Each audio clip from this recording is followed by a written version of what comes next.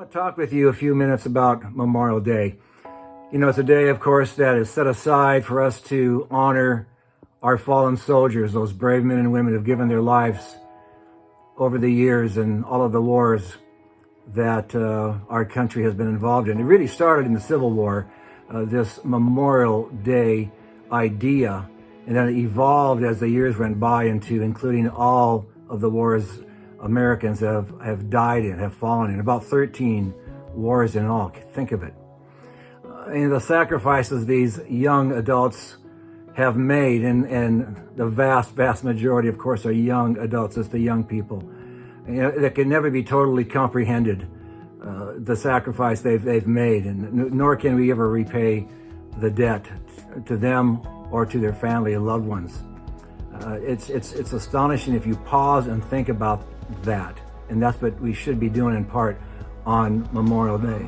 These men and women in the armed forces have given years of their life separated from families, and many times, you know, it has broken up families. And I love these images and pictures that we've seen on YouTube where a father or a mother will come back and surprise their child in school or on a soccer field, and it just touches our heart when the child turns around and there's mom or dad, and they just go running into their parents' arms. It's so phenomenal to see something like that. But you know, there's been a great sacrifice with a lot of these soldiers.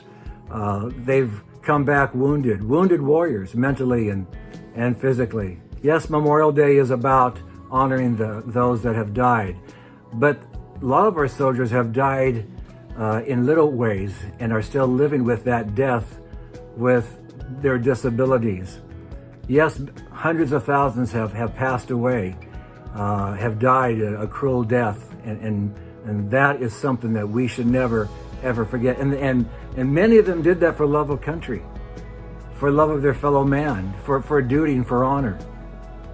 And just saying thank you really isn't enough, is it?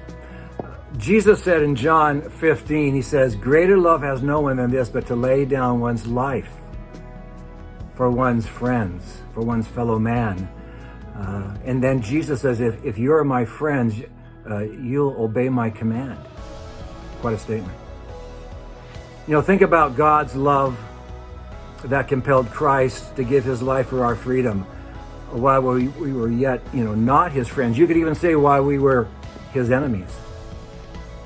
Jesus humbled himself. He came to earth, God in flesh, gave up the glories of heaven and submitted himself to a cruel, terrible, excruciating death on the cross so that we could receive forgiveness from sin and gain freedom to live an abundant life. That's why he came.